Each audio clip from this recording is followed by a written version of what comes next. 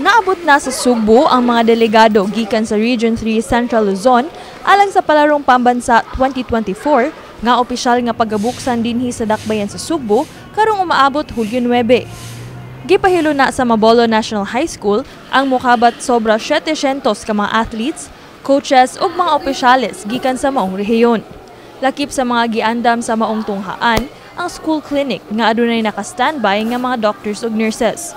Doon na sub-stay-in nga mga police ug security guards aron masiguro na 24/7 ang kaluwas sa maong dapit.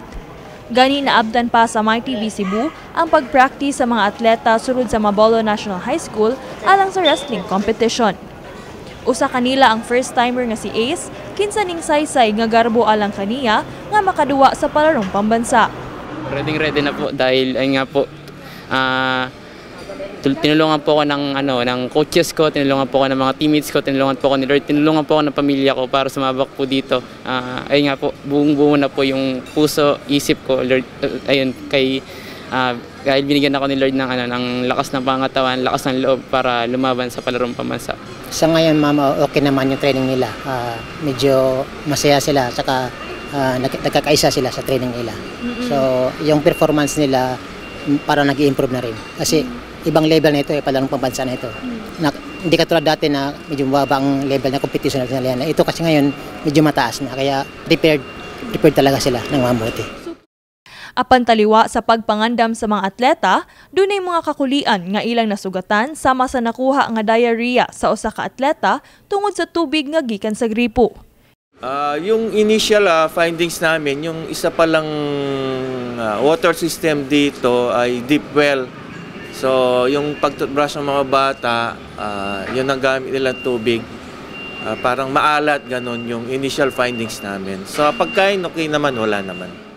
Gani, gipasabot sa department head sa maong tunghaan nga angay lamang nga gamiton panghugas ang tubig nga gikan sa deep well, apan doon na po'y available nga potable water gikan sa MCWD sa ilang gripo.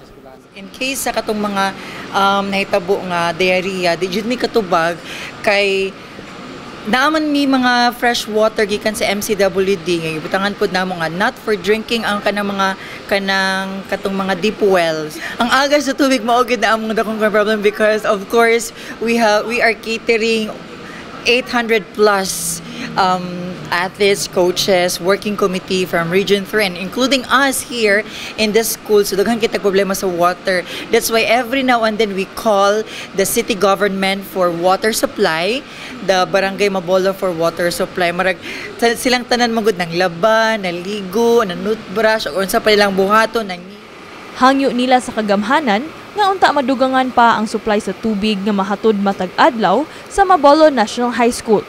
Kini si Queenie Holigon alang sa MyTV Cebu.